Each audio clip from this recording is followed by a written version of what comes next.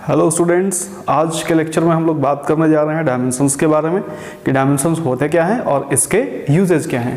तो अगर आपने यूनिट्स एंड मेजरमेंट्स का थियोरी पार्ट 1 अभी तक नहीं देखा है तो सबसे पहले आप थियोरी पार्ट 1 को देखें और इसके बाद ही आप थियोरी पार्ट 2 के लिए जाएं, ठीक है। क्योंकि ये लेक्चर आपको पूरा का पूरा क्लियर तभी होगा जब आप थियोरी पार्ट 1 पूरा आपको समझ में आया रहेगा। तो चलिए स्टार्ट करते हैं। Dimensions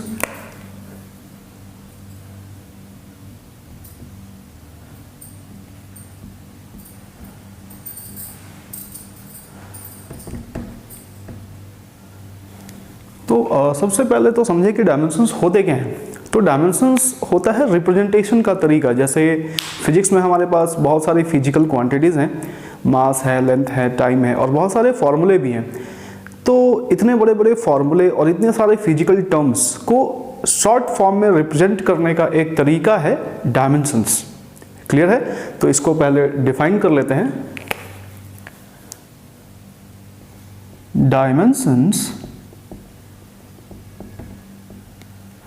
are the powers up to which a fundamental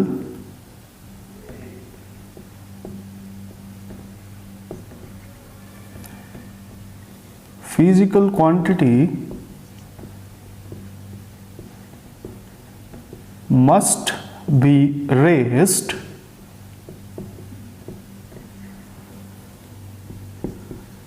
to represent another physical quantity। ठीक है। फॉर एग्जाम्पल, मास को हम लोग रिप्रेजेंट करते हैं, इसका डायमेंशन है कैपिटल M, तो M फॉर मास। ठीक है। और तरीका ये है कि इसको बड़े ब्रैकेट के अंदर रखना है। डायमेंशंस को रिप्रेजेंट करने का ये तरीका है। वैसे ही लेंथ के लिए कैपिटल L, टाइम के लिए कैपिटल T, करंट के लिए कैपिटल है। ये कुछ कॉमन है जो हर जगह यूज होते हैं। क्लियर है? अब आप कहेंगे सर इतने तो होते हैं नहीं, क्योंकि कुछ हमारे पास डायरेक्ट फिजिकल क्वांटिटीज भी तो है जिसमें मास भी होगा, लेंथ भी होगा। क्लियर है? तो उसमें हम लोग करेंगे क्या, दो या दो से ज़्यादा डायमेंशंस को जब मिला के एक फिजिकल क्वांटिटी को रिप्रेजेंट किया जाएगा तो उसे हम लोग बोलते हैं डायमेंशनल फॉर्मूले।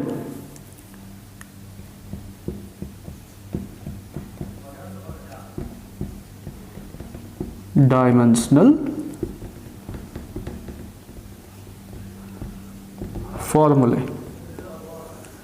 तो लिख लेंगे, when two or more dimensions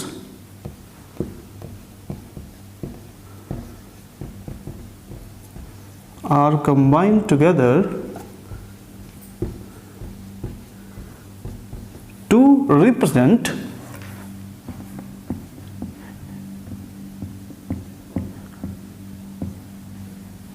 a physical quantity, then it is known as a dimensional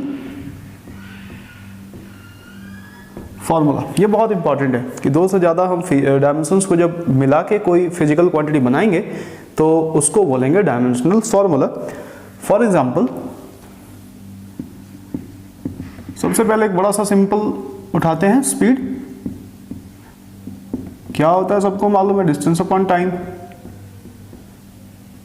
तो चलिए, अब आपसे कोई पूछे कि स्पीड का डायमेंशन लिख के बताओ तो क्या करेंगे। चलिए, डिस्टेंस का डायमेंशन क्या हो जाएगा, लेंथ।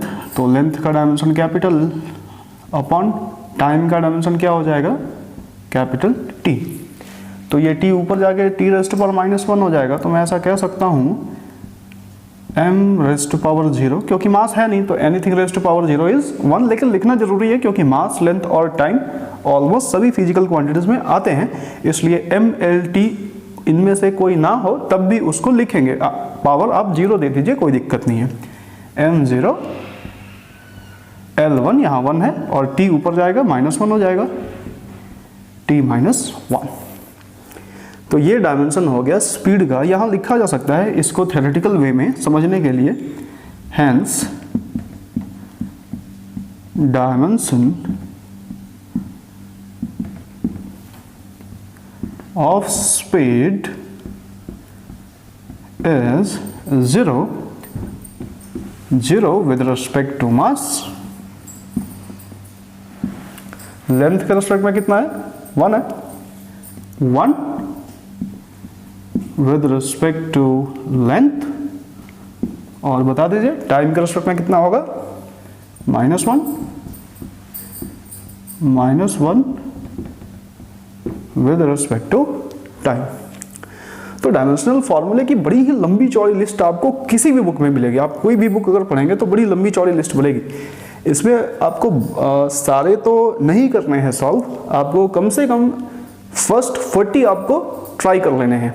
होना कुछ नहीं है, आपको सिर्फ फॉर्मूले याद रखने हैं। अगर आपको फॉर्मूले याद हैं आप डायमेंशंस आराम से यूज कर सकते हैं। जैसे मैं एक क्वेश्चन देता हूं, यहाँ क्वेश्चन है, राइट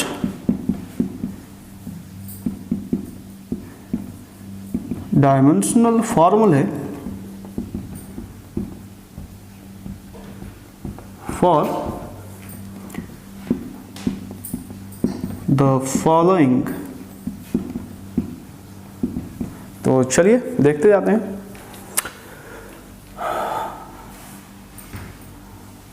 पहला आप फाइंड करिए यहाँ, लेट्स से फोर्स के लिए। सेकंड आप फाइंड करिए वर्क के लिए। थर्ड आप फाइंड करिए पावर के लिए। फोर्थ आप फाइंड करिए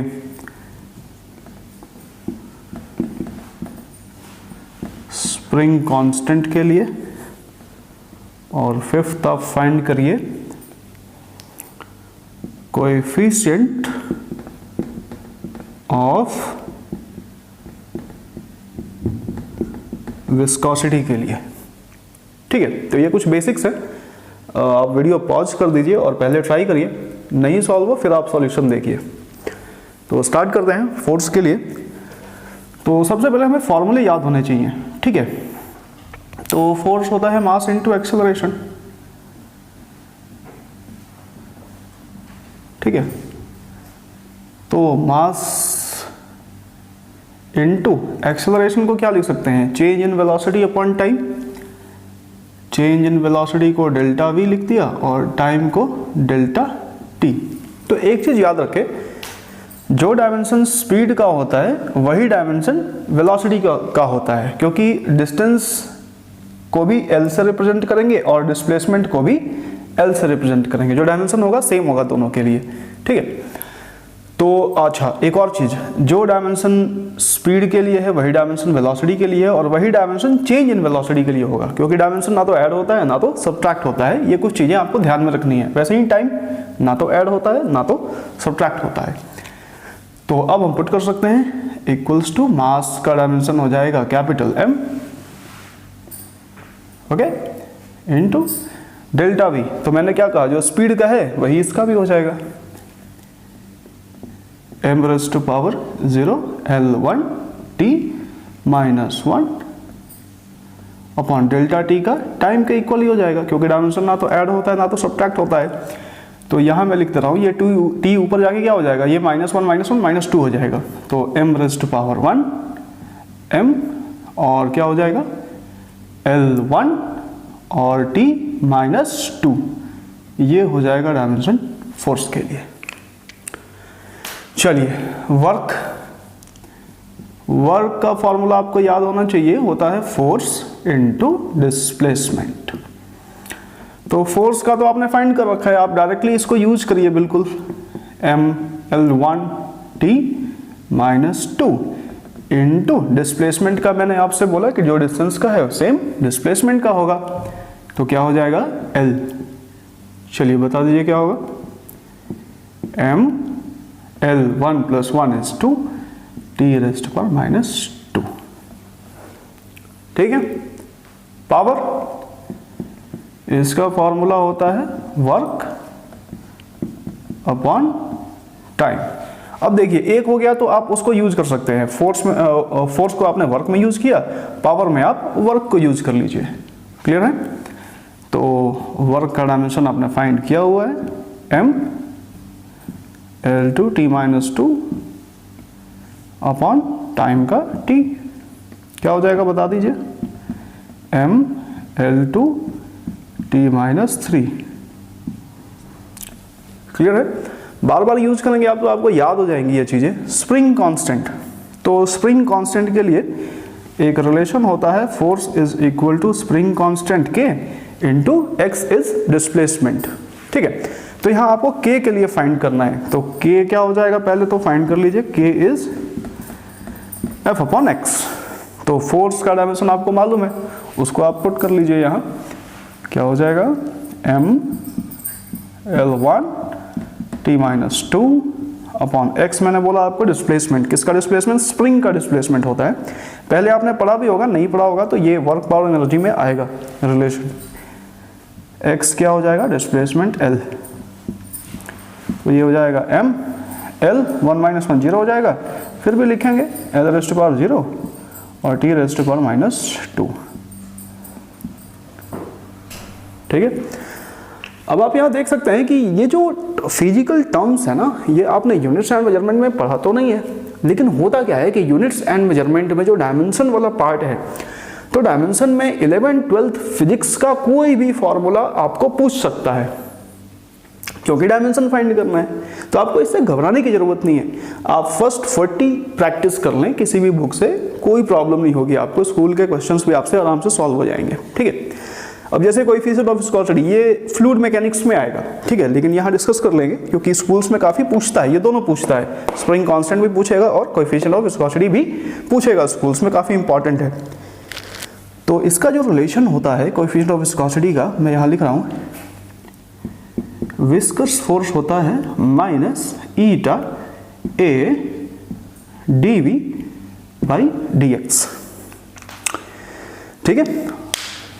दूसरी बात, एक तो मैंने कहा कि डायमेंशन का वेक्टर या स्केलर से कोई लेना देना नहीं है, डिस्टेंस और डिस्प्लेसमेंट दोनों के लिए डायमेंशन L ही होगा। दूसरी बात, माइनस और प्लस साइन से भी इसका कोई लेना देना नहीं है। तो F हो गया फोर्स, ईटा होता है कोएफिशिएंट ऑफ विस्कोसिटी जिसका डायमेंशन आपको फाइंड करना है, A होता है एरिया, dv यहां से देख सकते हैं डेल्टा v, ये dv चेंज इन वेलोसिटी, और dx, x से हम हमेशा किसको रिप्रेजेंट कर रहे हैं, डिस्प्लेसमेंट को रिप्रेजेंट कर रहे हैं। यहां भी देखिए आप, तो ये बिल्कुल वैसा ही है। चलिए, तो ईटा क्या हो जाएगा, यहां लिख लीजिए आप, eta is equal to minus of F dx upon dv, और ये क्या हो जाएगा f अपॉन a। ठीक है। आप सबके डायमेंशंस आप पुट कर दीजिए, माइनस साइन से कोई देना देना नहीं है, इसको हटा सकते हैं। ठीक है, कोई दिक्कत नहीं है। फोर्स का डायमेंशन आपने फाइंड किया हुआ है, mL1t - 2 अपॉन एरिया का डायमेंशन होता है L²। जैसे एरिया आपने पढ़ा होगा ना, मीटर स्क्वायर सेंटीमीटर स्क्वायर, तो हुआ क्या, लेंथ का स्क्वायर हुआ, इनटू dx जो लेंथ का है वही चेंज इन लेंथ का होगा, dx differential change in x, upon dv जो वेलोसिटी का है, जो स्पीड का है सेम वेलोसिटी का हो जाएगा, m0 L1t - 1। अब जरा इसको फाइंड करिए आप, तो m⁻⁴ तो 1 ही है, तो m हो गया, कोई बात नहीं। अच्छा, L1 हो गया, ये L2 हो गया,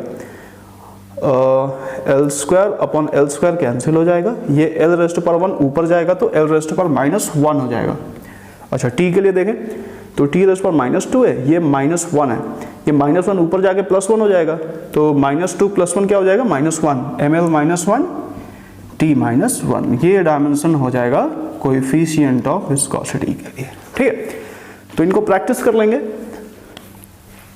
now we will discuss uses of dimensions. Dimensions तो हम लोग पढ़ते रहे हैं कि डायमेंशन क्या होता है, अब डायमेंशंस के यूज क्या हैं, डायमेंशनल एनालिसिस हम लोग क्यों करते हैं, वो अब हम लोग देखने जा रहे हैं।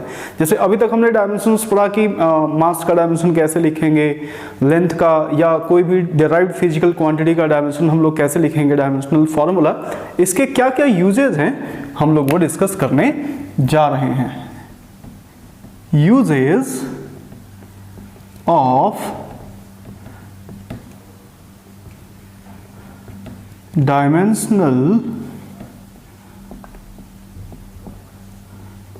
एनालिसिस, क्या क्या यूजेस हैं इनके।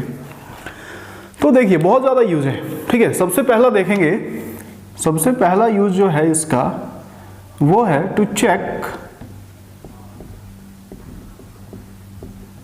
Dimensional correctness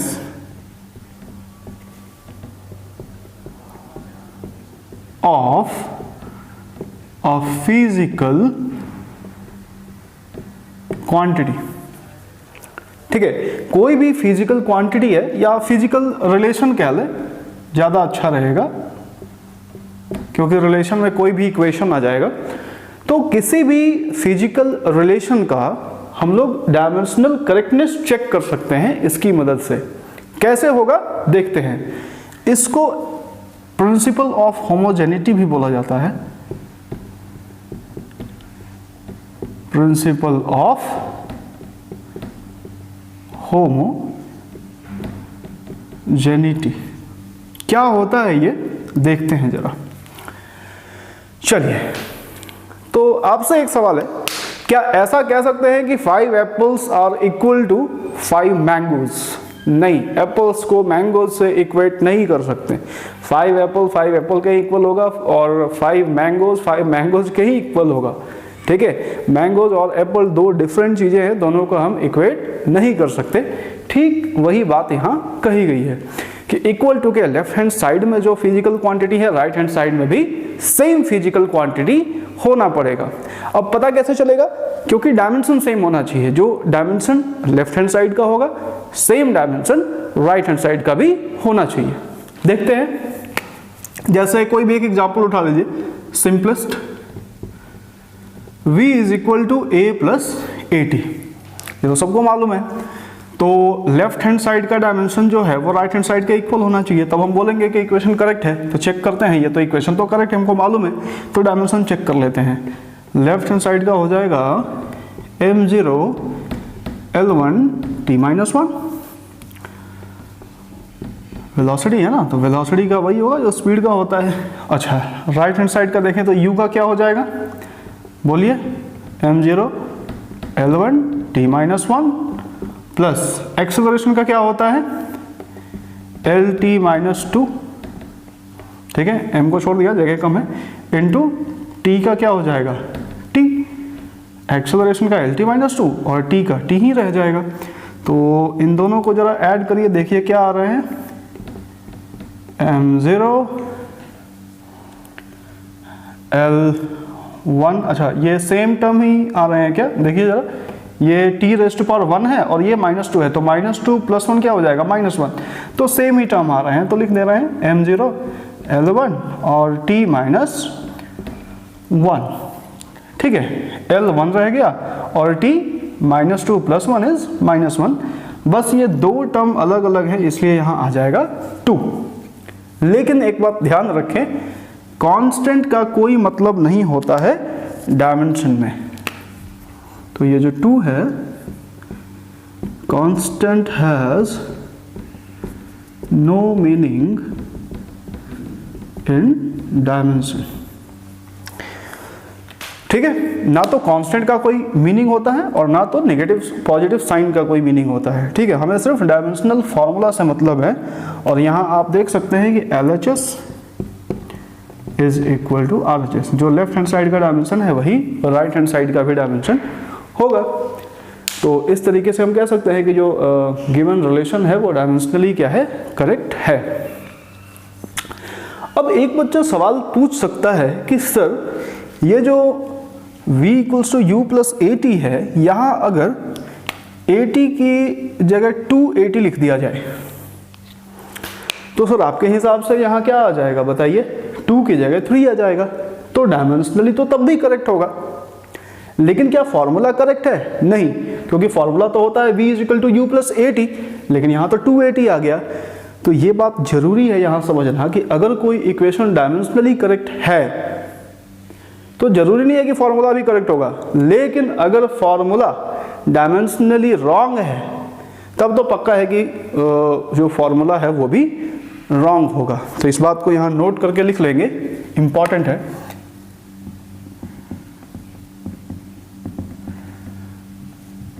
if a given physical relation is dimensionally correct,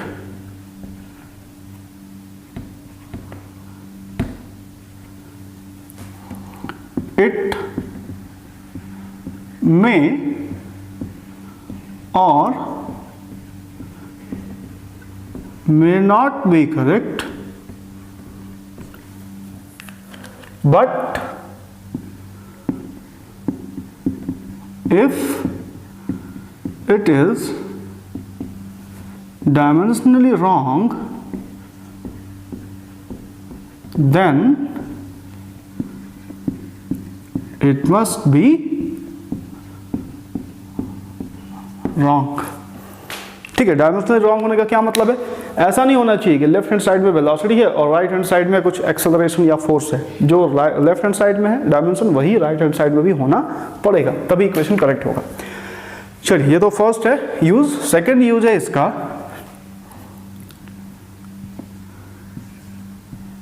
to convert one system of unit into another। इसका क्या मतलब है? जैसे हमारे पास बहुत सारे सिस्टम ऑफ यूनिट्स हैं, SI है, CGS है, MKS है, तो इसका यूज करके हम SI से CGS, CGS से SI कन्वर्ट कर सकते हैं। जैसे देखते हैं, एक सिंपल सा रिलेशन है, इसमें देख लेते हैं। ये तो हमने पढ़ा हुआ है ना, N1U1 is equal to N2U2, इसमें तो कोई दिक्कत नहीं है। अगर आपने ये नहीं देखा है तो फर्स्ट लेक्चर को आप जाके वीडियो दोबारा देखें, आपको समझ आ जाएगा। ठीक है, तो चलिए जरा लेट्स से कोई एक फॉर्म जो है N1U1 वो SI में है और दूसरा CGS में है। जैसे हमने एग्जांपल दिया था 3 metre is equal to 300 centimetre. तो इसमें हम कैसे पता लगाएंगे कि क्या होने वाला है? तो लेट्स से N1U1 दिया हुआ है, ठीक है, और N2 हमको फाइंड करना है और U2 भी हमें दिया हुआ है क्वेश्चन में, N2 हमें फाइंड करना रहेगा। तो क्या करेंगे इस केस में? N2 is equal to N1 into U1 upon U2। कोई दिक्कत नहीं है, बहुत इजी है। अच्छा, आगे बढ़ते हैं। N2 is equal to N1 into U1 की जगह लिख लिया हमने, लेट से कोई भी यूनिट है, let say m raise to power a, m1 कह दीजिए, into L1 raise to power b into T1 raise to power c। ठीक है, a b c की वैल्यू कुछ भी हो सकती है। और U2 की जगह m2 raise to power a, L2 raise to power b, T2 raise to power c। कुछ इस तरीके का रिलेशन है, ये बहुत इंपॉर्टेंट है, इसको याद रखें, डायरेक्ट क्वेश्चंस में यूज होगा। अच्छा, अब ये पावर a ही और b c क्यों रखा है? क्योंकि 3 मीटर जो होता है वो 300 सेंटीमीटर के ही इक्वल होगा, सेंटीमीटर का स्क्वायर नहीं हो जाएगा या क्यूब नहीं हो जाएगा, तो पावर तो सेम रहेगा। लेकिन 3 की जगह 300 हो गया कि नहीं, तो m1 की जगह m2, L1 की जगह L2, T1 की जगह T2। तो इस तरीके से ये रिलेशन हमने फाइंड किया है। चलिए अब एक क्वेश्चन लेते हैं, ज्यादा क्लियर होगा। क्वेश्चन है कन्वर्ट 1 न्यूटन इनटू डाइन। अब यहां याद रखें 1 न्यूटन जो है वो ऐसा यूनिट है फोर्स का, और डाइन जो है वो सीजीएस यूनिट है फोर्स का ही। तो सबसे पहले तो देख लेते हैं कि फोर्स का डायमेंशन क्या है। m1 L1 T - 2, ठीक है। डायमेंशन ये याद होना चाहिए फोर्स का, मास इनटू एक्सेलरेशन, तो mass raised to power 1, acceleration LT - 2। अच्छा अब जरा ABC की वैल्यू भी लिख लें। तो A यहाँ कितना है, m raised to power A 1 है। वैसे ही B की वैल्यू भी L raised to power B भी 1 ही है, और C इक्वल्स टू -2 है। तो ये आप पुट कर लेंगे, ABC की वैल्यू मिल गई। चलिए तो यहाँ ध्यान दीजिए जरा, हमें पता है N1 U1 is N2 U2। तो N1 1 है, U1 न्यूटन है, N2 फाइंड करना है, how much Newton, N2 find करना है, और U2 डाइन CGS में दिया हुआ है। तो N2 फाइंड करना है, सीधी सी बात है। तो डायरेक्ट फॉर्मूला भिड़ाएंगे, N2 is N1 into M1 raised to power A, L1 raised to power B, T1 raised to power C upon M2 raised to power A, L2 raised to power B, T2 raised to power C। चलिए N1 की value बताइए, 1 Newton, तो 1 हो गया। चलिए easy है, कोई दिक्कत नहीं है। M1 तो ये क्या है, ऐसा ही है ना, और ये क्या है CGS, ये चीज़ें पता होनी चाहिए थोड़ी बहुत, ठीक है। तो SI में मास की यूनिट क्या होती है, किलोग्राम। 1 किलोग्राम कह दीजिए, 1 kilogram raised to power A की वैल्यू भी पुट कर दो। चलिए M1 हो गया, इंटू L2 लेंथ की यूनिट SI में क्या होगी, metre, 1 metre raised to power B कितना है 1, इंटू टाइम का unit 1 second raised to power -2 upon, चलिए डाइन क्या है, CGS यूनिट है। तो CGS में मास का यूनिट क्या होता है, 1 ग्राम, पावर 1 ही रहेगा। लेंथ की यूनिट क्या होगी, 1 सेंटीमीटर, पावर 1 ही रहेगा। और टाइम की यूनिट तो वही रहती है, तो चेंज करने की जरूरत है ही नहीं। तो यहाँ से ये तो कैंसिल हो गया, सेकंड कैंसिल हो गया। चलिए आगे बढ़ेंगे, 1 को लिखने की जरूरत नहीं है। अब 1 kg को लिखा जा सकता है 1000 ग्राम, इंटू पावर 1 लिखने की जरूरत नहीं है, 1 मीटर को लिखा जा सकता है 100 सेंटीमीटर अपॉन ये 1 ग्राम इंटू 1 सेंटीमीटर, यही तो बचा। तो यहाँ से भी आपका ग्राम से ग्राम कैंसिल और सेंटीमीटर से सेंटीमीटर कैंसिल, तो बचा क्या, बता दीजिए फटाफट। N2 की वैल्यू आ गई 10 raised to power 3, 10 raised to power 2, 10 raised to power 5। तो इससे पता क्या चला, 1 newton is equal to 10 raised to power 5। ये बड़ा ही इंपॉर्टेंट क्वेश्चन है, स्कूल्स में पूछता ही है, ठीक है। एक और क्वेश्चन मैं यहाँ बता देता हूँ, आप खुद से प्रैक्टिस करें। और ये दोनों ही क्वेश्चन पूछते हैं एग्जाम्स में। जैसे ये कन्वर्ट 1 न्यूटन इंटू डाइन था, वैसे ही आपको पूछेगा कन्वर्ट 1 जूल इंटू अर्ग। आपको मालूम है कि जूल क्या है, एनर्जी की ऐसा यूनिट है, तो अर्ग क्या है, एनर्जी की CGS यूनिट है। आंसर मैं बता देता हूं, वैसे आप खुद से ट्राई कर लीजिएगा, 10 रेज़्ड टू पावर 7 अर्ग आएगा आंसर, तो आपका आंसर करेक्ट होगा, ठीक है।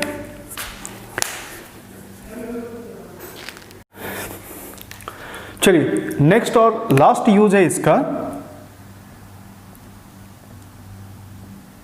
To derive a physical relation if its constituents are given। ये काफ़ी इम्पॉर्टेंट है देखिए, अगर आपको मालूम है कि किसी फिजिकल रिलेशन में या किसी फॉर्मूले में क्या क्या पैरामीटर्स आने वाले हैं या क्या क्या क्वांटिटीज आने वाली हैं, तो आप फॉर्मूला बना सकते हैं। देखिए जरा ध्यान से, to derive a physical relation, आप फिजिकल रिलेशन को फाइंड कर सकते हैं। चलिए एक एग्जांपल के थ्रू समझते हैं इसको। जैसे आपको दिया हुआ है, क्वेश्चन ले लेते हैं। आपको फाइंड करना है, find a relation for time period of a simple pendulum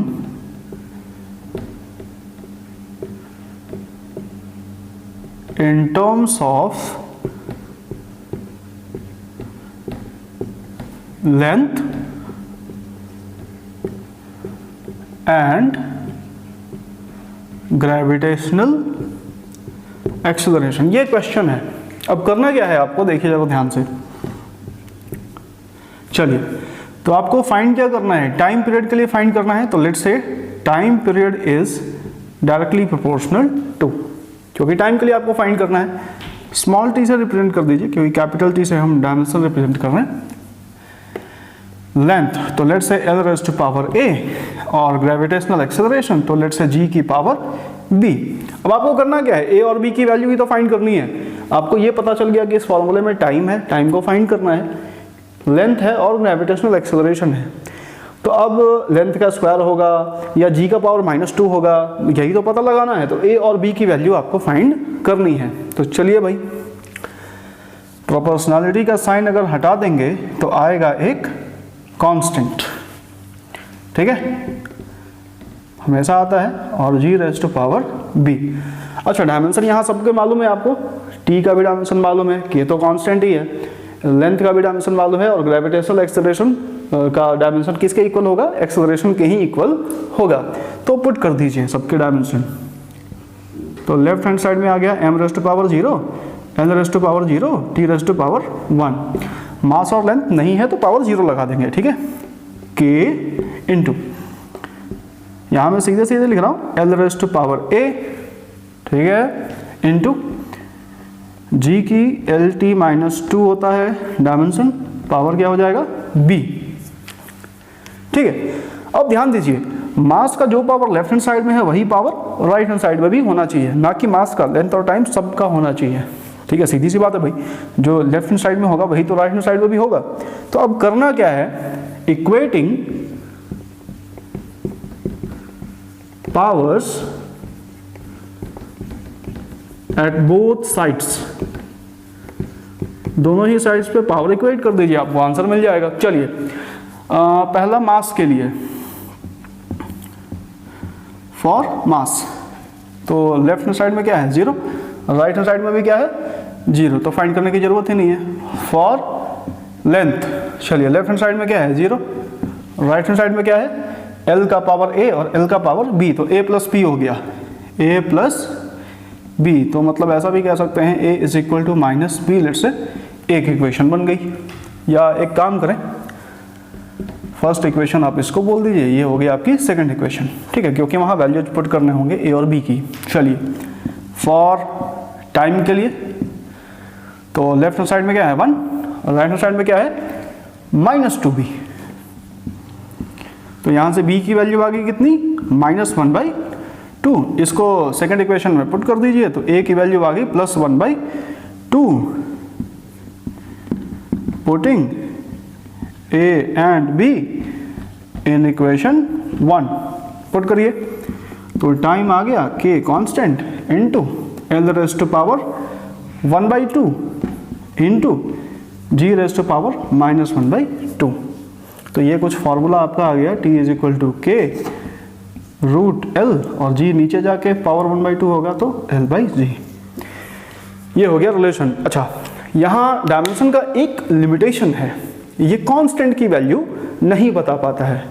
अगर आपको फॉर्मूला याद हो या फिर आप आगे फिजिक्स में पढ़ेंगे 11th में, जो एक्चुअल फॉर्मूला होता है वो होता है 2π√L/g। तो ये 2π जो कांस्टेंट है ना, इसकी वैल्यू डायमेंशन नहीं बताता है, तो इसका मतलब डायमेंशन के कुछ लिमिटेशंस भी हैं जिनको पढ़ना जरूरी है। तो आइए देखते हैं क्या लिमिटेशंस हैं। limitations of dimensional analysis। चलिए, सबसे पहला है it doesn't identify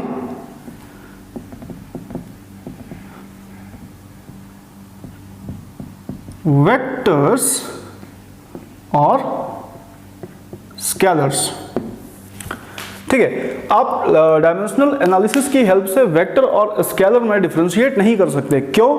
क्योंकि वेलोसिटी और स्पीड दोनों का डायमेंशन सेम होता है। तो अगर लिखा हुआ है तो आप ये पता नहीं लगा पाएंगे कि वो स्पीड के लिए बात कर रहा है या वेलोसिटी के लिए बात कर रहा है। चलिए, सेकंड है ऐसे काफ़ी सारे क्वांटिटीज हैं जिनका कोई डायमेंशन ही नहीं होता है, वो ज़्यादा जरूरी है समझना उसको।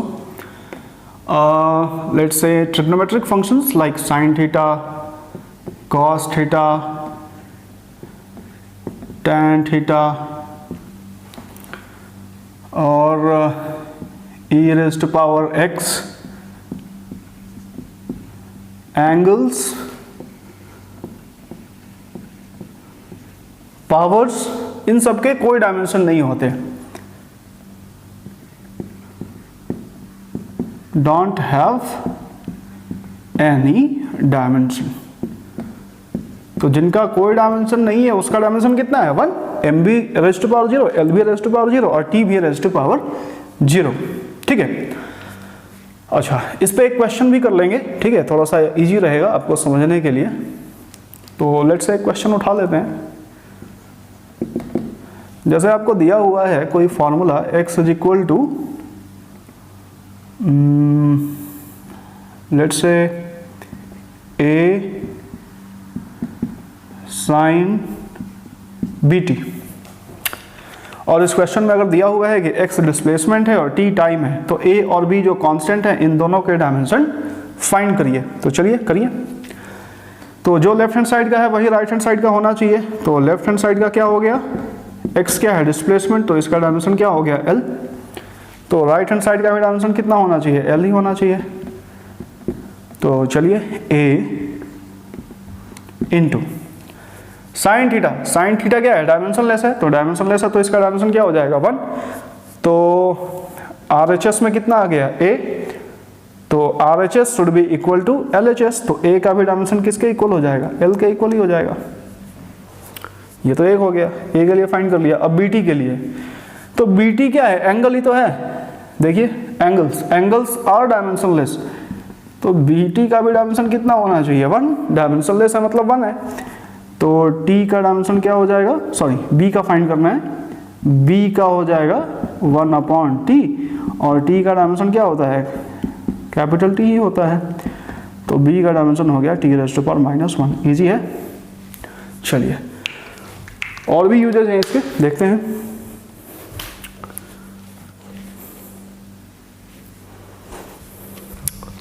चलिए, थर्ड लिमिटेशन है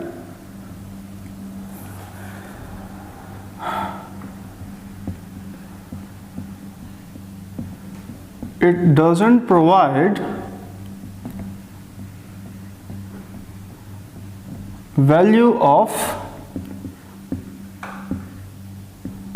constant। ठीक है, तो कांस्टेंट की वैल्यू प्रोवाइड नहीं करता है, तो आप उस फॉर्मूले में कंफ्यूज हो जाएंगे। जैसे v is equal to u plus 80, 80 की जगह अगर 280 भी लिखा हुआ है तो आपको लगेगा डायमेंशनली तो करेक्ट है ही इक्वेशन। तो ये भी एक इसका लिमिटेशन है।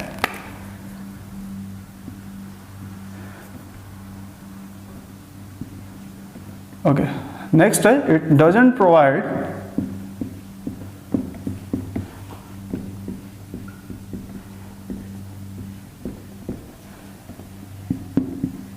any idea about positive and negative sign as they don't have dimension।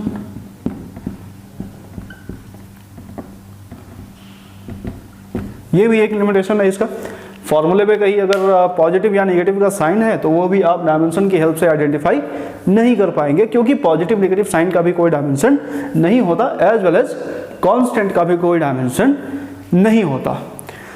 चलिए, तो ये तो हो गई थियरी की बात। इसका न्यूमेरिकल का वीडियो मैं बनाऊंगा और इसके बाद जो नेक्स्ट लेक्चर होगा हमारा वो एरर्स पे होगा, एरर एनालिसिस। क्लियर है?